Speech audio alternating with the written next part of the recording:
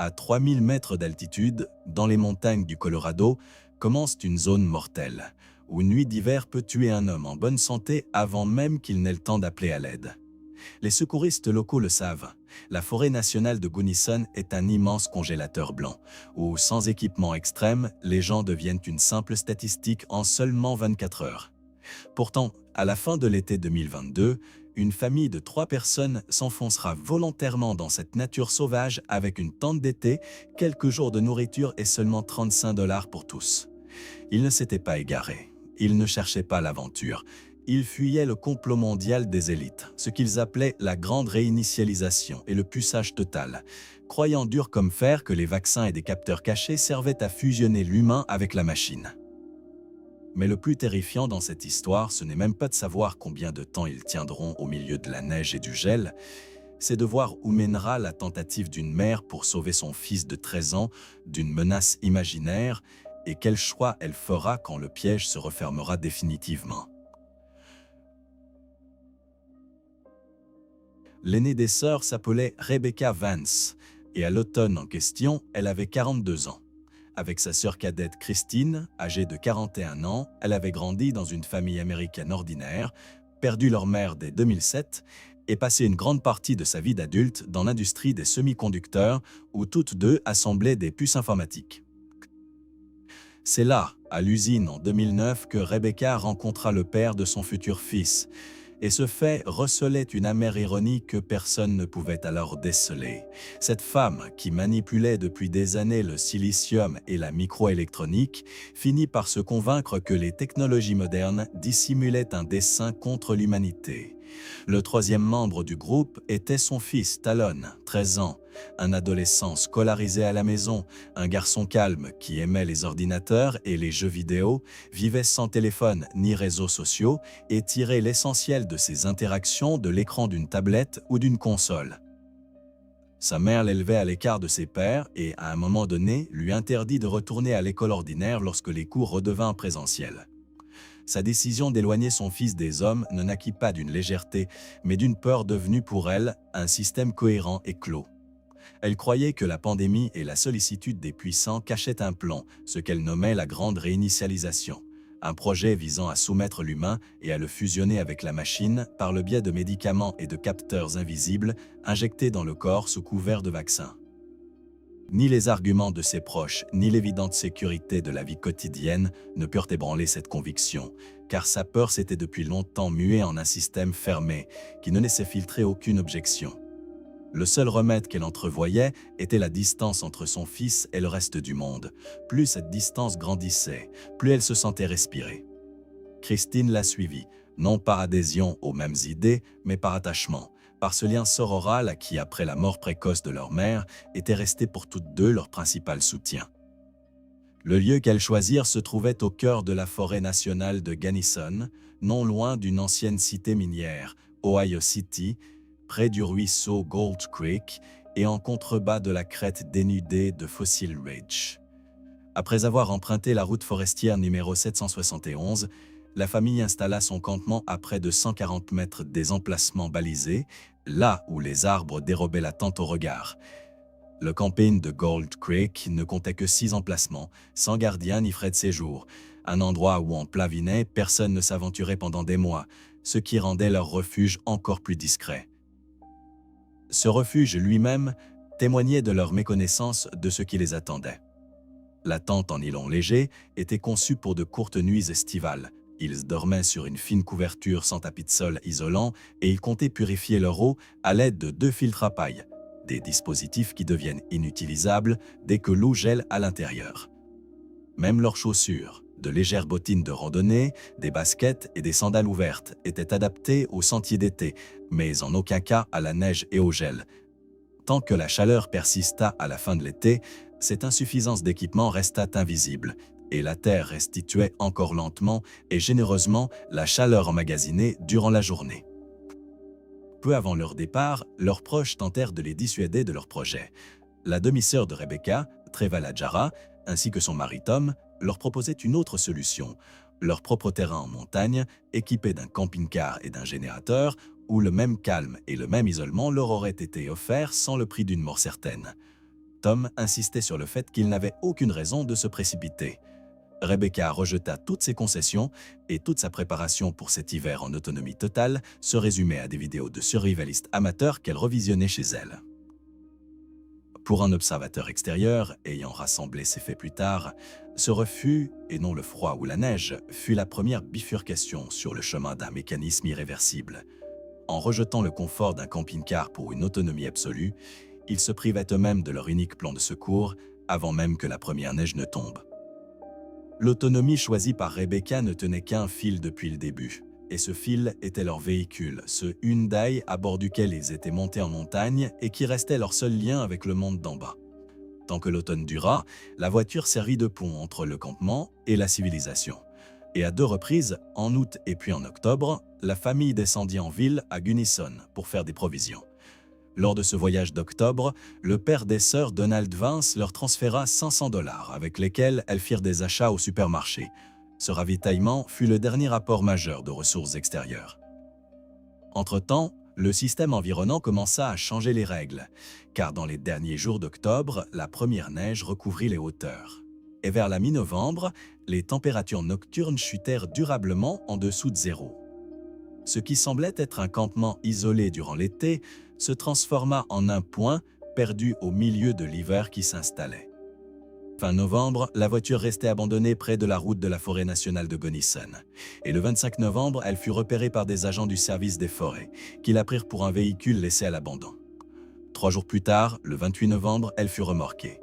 Pour ceux qui observaient ce Hyundai vide de l'extérieur, il ne s'agissait que d'une opération de routine pour enlever une épave. Mais pour la famille dans la forêt, la disparition de la voiture signifiait quelque chose d'incommensurablement plus grave.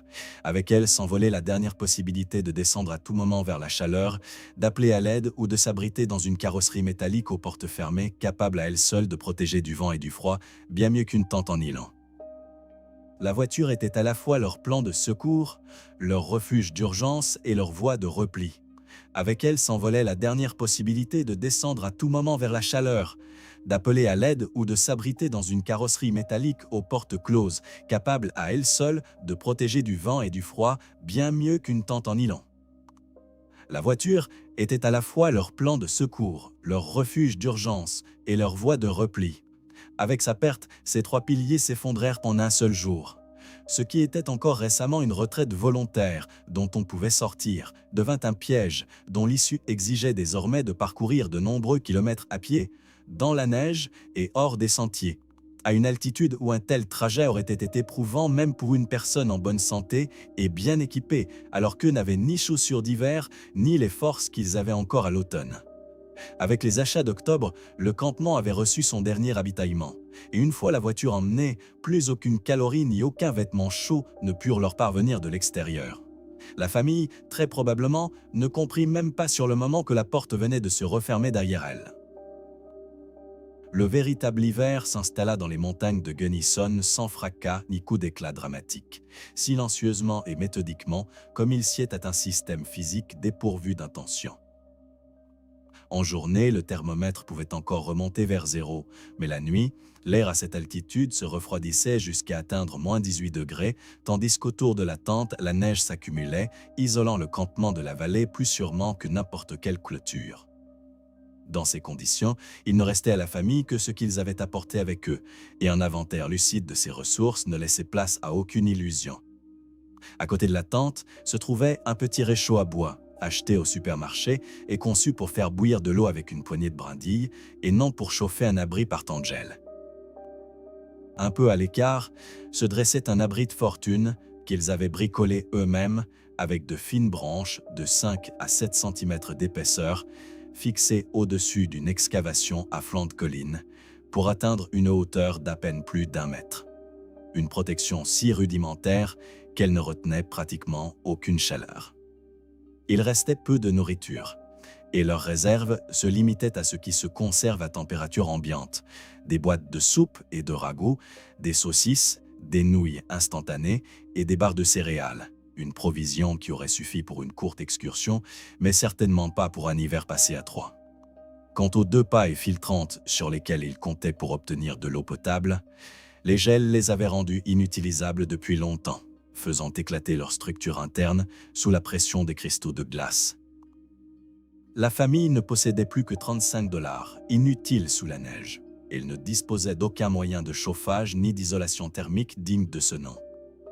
L'illusion d'un sauvetage rapide, si tant est elle l'ait jamais entretenue, s'était évaporée face à l'évidence. Personne ne les attendait ni les cherchait dehors, et l'hiver ne faisait que commencer. Durant les premières semaines d'isolement, la famille luttait encore activement, et leurs gestes témoignaient d'un esprit vif, toujours en quête de solutions. Sur leurs petits poêles, ils faisaient fondre la neige pour obtenir de l'eau en remplaçant les filtres gelés, et lorsqu'une chute de neige s'abattait sur la tente, menaçant d'écraser la fine toile, l'un d'eux sortait inlassablement pour déblayer le poids accumulé et empêcher l'abri de s'effondrer. La ténacité avec laquelle ils maintenaient leur campement en état montre toute l'énergie qu'ils ont consacrée à cette lutte tout au long d'hiver, redonnant sans cesse une allure fonctionnelle à leur refuge chancelant. Dans leur équipement se trouvait une canne à pêche avec ses accessoires, ainsi que des sachets de graines de tournesol et de légumes, témoins muets du plan initial avec lequel ils étaient venus, se nourrir de poissons et de leur propre potager pour devenir autosuffisants. Sur ce ruisseau pris par les glaces et cette terre gelée jusqu'à la pierre, ce projet était mort avant même d'avoir été mis à l'épreuve. Et avec lui, s'éteignait doucement le dernier espoir pratique de la famille de voir la forêt nationale de Gunnifson les nourrir. Parallèlement à cette lutte extérieure, une autre bataille invisible se jouait à l'intérieur de leur corps. La nourriture était trop rare pour fournir à l'organisme le carburant nécessaire à la production de chaleur par grand froid. Et le corps, privé de calories, avait commencé à se consumer lui-même, brûlant ses propres tissus pour maintenir la température vitale des organes internes. À l'épuisement s'ajouta une diarrhée chronique, causée soit par l'eau souillée, soit par l'insalubrité du campement, qui drainait l'eau et les sels minéraux de leur corps déshydratés sans aucun moyen de les compenser. La vie autour de la tente perdait peu à peu tout ordre, les traces de déchets humains s'accumulant à quelques pas de l'entrée, et ce délabrement était le symptôme de la fonte de leur force et de leur volonté. À mesure que la température corporelle chutait, la motricité fine s'altérait et la pensée s'embrouillait, rendant chaque geste simple comme allumer le poêle avec des doigts engourdis de plus en plus long et épuisant. Ici, le temps ne se mesurait plus en heures ni en jours, mais en stade de déclin. Et pourtant, au milieu de ce déclin, il restait le garçon qui tenait un journal. Sur les pages de son cahier, qui gardèrent longtemps l'odeur du feu de camp, ce n'était pas la panique qui s'accumulait, mais la vie silencieuse d'un adolescent de 13 ans. Il avait recopié les mots d'adieu de ses amis rencontrés en ligne, ceux qu'il avait laissés en bas, ceux qui, apprenant son départ, l'avaient supplié de revenir en promettant tout ce qu'il voudrait pour qu'il reste. Il avait soigneusement noté les noms des nœuds que sa mère lui avait appris. Le nœud plat, le nœud de cabestan, le nœud de chaise et le nœud d'arrêt. Et avait noté avec enthousiasme qu'il avait réussi le nœud difficile du premier coup. Il s'était souvenu de son chat, Oreo, qui pour la dernière fois avait sauté sur ses genoux fin juillet, juste avant de quitter la maison. Il a également noté ses propres moments de détresse survenus en route vers les montagnes, lorsque tout autour de lui a soudainement cessé de sembler familier, ainsi que la manière dont sa mère, pour le consoler, l'a laissé choisir une douceur. Lui qui n'avait plus envie de rien, a choisi du chocolat pour elle et non pour lui-même. Ces lignes ne traduisaient pas la peur, mais la confiance du garçon envers l'adulte qui le menait vers l'inconnu. À côté, entre ces mêmes parois de toile fine, la plus jeune des sœurs s'était un jour coupé les longs cheveux, les laissant en une mèche enroulée, un geste étrange au milieu de cet hivernage, dont le sens est resté à jamais caché. Tandis qu'en montagne, le compte à rebours des stades de l'épuisement avait commencé, en bas, dans le monde ordinaire, le temps suivait son cours habituel, sans qu'aucune inquiétude ne surgisse. La raison de ce calme résidait en Rebecca Vance elle-même, qui avait pris soin à l'avance de ne pas être recherchée. Le premier jour d'août, juste avant leur départ, elle avait contacté la mère de Talon, la grand-mère paternelle du garçon, une femme nommée Marilyn Burder, pour lui annoncer que la famille déménageait en Virginie occidentale, à 2000 km des montagnes où ils se rendaient réellement. Cette fausse piste a détourné les pensées de leurs proches vers l'autre bout du pays, discréditant toute anxiété future avant même qu'elle ne puisse naître. En partant, elle n'avait laissé à sa famille ni adresse réelle, ni itinéraire, ni date de retour permettant de réaliser à temps qu'un drame était survenu. Même pour ceux qui l'aimaient, il n'y avait tout simplement nulle part où chercher. À l'automne, Marilyn a tout de même commencé à s'inquiéter et a tenté à maintes reprises d'appeler Rebecca. Mais son téléphone était coupé depuis longtemps et les appels se perdaient dans le vide. En octobre, la famille a été déclarée disparue, mais personne ne savait où les chercher, car la seule adresse connue des proches menait dans un autre état. C'était toute l'ironie cruelle de leur situation. Alors que les sœurs et le garçon luttaient contre le froid à seulement 140 mètres d'un camping balisé, pour le monde extérieur, ils s'étaient volatilisés à l'autre bout du pays. Ces précieuses semaines, durant lesquelles il aurait été possible de suivre leurs traces, se sont écoulées dans le silence d'une vie normale, où les gens terminaient paisiblement l'automne et accueillaient l'hiver, ignorant tout du campement sous la crête de Fossil Ridge et du fait que là-bas, le temps ne se mesurait plus au calendrier, mais au stade de l'épuisement. L'histoire de cette famille a presque aucun contenu, et cette absence même en dit long. Aucune opération de recherche et de sauvetage digne de ce nom avec hélicoptère, équipe au sol et ratissage de terrain n'a jamais été lancée, faute de cible et de lieu. Ceux qui auraient pu chercher n'avaient ni point sur la carte, ni direction, ni même la certitude que les recherches devaient se concentrer au Colorado plutôt qu'en Virginie occidentale. Le paysage lui-même jouait contre toute recherche, car la forêt nationale de Gunnison s'étend sur des centaines de milliers d'hectares de territoire où un campement dissimulé sous les arbres, à l'écart des sentiers, devient un point impossible à localiser sans coordonnées précises. Même le seul signal reçu par le monde extérieur, la voiture abandonnée près de la route, a été interprété non comme une trace de personne disparue, mais comme un véhicule sans maître devant être évacué. Toute vérification de sécurité que les autorités auraient pu effectuer nécessite avant tout une adresse que la famille n'avait fournie à personne. Quant au camping où ils s'étaient installés, il fermait en hiver et restait sans gardien, si bien qu'aucune ronde de service n'aurait pu mener quiconque jusqu'à la tente cachée dans les bois. La voiture a été enlevée sans être associée à leur destin et avec elle a disparu le dernier fil conducteur qui aurait pu guider un étranger jusqu'à leur tente. Ainsi se sont rejointes les deux lignes de cette histoire menant toutes deux à une impasse.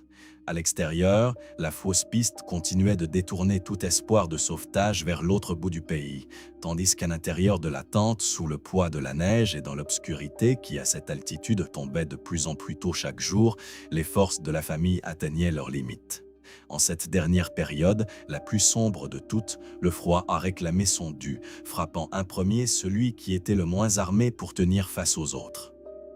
L'organisme d'un enfant perd sa chaleur plus rapidement que celui d'un adulte, car pour chaque kilogramme de poids, l'enfant présente une surface de peau plus importante par laquelle s'échappe la chaleur. Des mois de sous-alimentation avaient laissé ce garçon de 13 ans presque sans ses réserves de graisse, grâce auxquelles le corps maintient sa température vitale. Talon, pour le salut duquel toute cette fuite avait été entreprise, s'éteignit le premier. Pour la mère, qui avait emmené son fils dans la forêt nationale de Gunnison afin de le protéger d'une menace imaginaire, ce fut la fin non seulement de l'enfant, mais aussi de toute la logique sur laquelle reposait son choix. Elle et sa sœur transportèrent le corps du garçon à l'extérieur, au-delà des parois de la tente, et ce fit cet acte même, dicté soit par un ultime soin, soit par l'impossibilité de rester auprès du défunt dans l'étroitesse de leur refuge commun, devint le point le plus douloureux de toute cette histoire.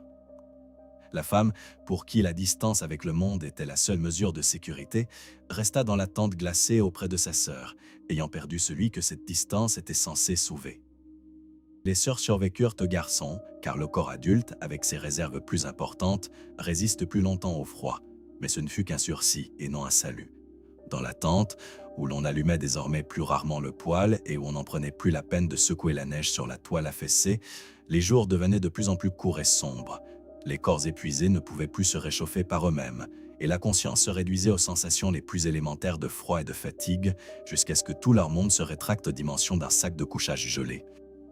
Ce qui se passa dans cet abri durant les jours et les nuits qui suivirent, personne ne l'a consigné, car le carnet du garçon s'était tu avec lui, et les deux sœurs restèrent seules face au froid, à l'obscurité et au silence, dans lequel ne résonnait plus ni appel d'en bas, ni pas de secours venus de l'extérieur. Près de 11 mois s'écoulèrent avant que le monde extérieur ne tombe enfin sur ce qui restait du campement sous la crête de Fossil Ridge. En fin de journée, le 9 juillet, au cours de l'été suivant, un randonneur nommé C.J. Malcolm, qui s'était aventuré avec sa famille hors des sentiers battus, remarqua parmi les arbres en contrebas de la crête une tente en nylon gris et à côté, à l'extérieur, le corps d'un adolescent. Il signala sa découverte. Et le lendemain, le 10 juillet, les enquêteurs du bureau du shérif, accompagnés du médecin légiste de Gunnison, Michael Barnes, traversèrent à gué le ruisseau de Gold Creek et montèrent jusqu'au campement, resté à la même place à environ 140 mètres d'un camping balisé à une altitude d'environ 3000 mètres. La scène qu'ils découvrirent parlait d'elle-même et se passait de mots. Le corps de Talon gisait à l'extérieur, recroquevillé à l'écart de l'entrée, là où on l'avait déposé durant l'hiver. Et un chapelet vert était resté autour du cou du garçon. Ayant passé plus de temps que les autres hors de la tente, ces restes avaient davantage souffert des éléments et certains organes internes n'étaient plus analysables. À l'intérieur de la tente, les enquêteurs trouvèrent les deux sœurs. Rebecca reposait sur un sac de couchage, son corps partiellement momifié par les longs mois de froid et d'air montagnard sec, une croix en bois et un sifflet de survie toujours autour du cou. Christine était zippée dans un sac de couchage bleu, coiffée d'une bonnette en laine aux couleurs vives, comme si elle avait tenté jusqu'au bout de retenir les derniers vestiges de chaleur. Aucun des trois ne portait ni chaussures ni chaussettes, comme si à la fin, ils ne distinguaient plus le froid extérieur. Et les simples croix, chapelets et sifflets étaient restés avec eux comme les derniers signes de foi et d'espoir.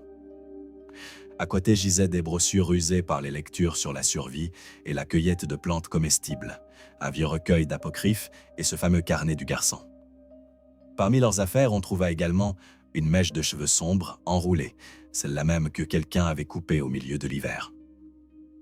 L'autopsie pratiquée par le coroner Michael Barnes a permis d'aboutir à une conclusion sèche et sans équivoque. La cause du décès des trois victimes a été établie comme étant une dénutrition sévère couplée à une hypothermie, et le drame a été classé comme accidentel sans qu'aucune intention malveillante ne soit relevée. Les corps étaient arrivés à un stade d'émaciation. Au vu de l'ensemble des indices, le coroner a conclu que les trois victimes étaient très probablement décédées dès la fin du mois de décembre, bien avant que les recherches ne soient sérieusement entreprises. La nouvelle de cette découverte a ramené la famille Van Kess dans le monde extérieur, celui-là même qu'ils avaient cherché à fuir, mais cette fois sous la forme de gros titres et de rapports d'enquête.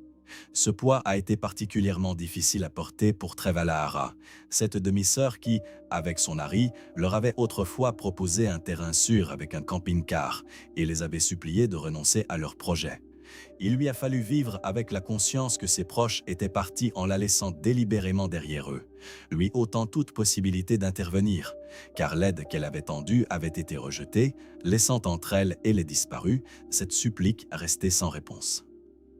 Fin août 2023, le coroner a rendu public les résultats de l'autopsie et près d'un an plus tard, au printemps suivant, les éléments de l'enquête ainsi que le contenu du carnet retrouvé ont été révélés.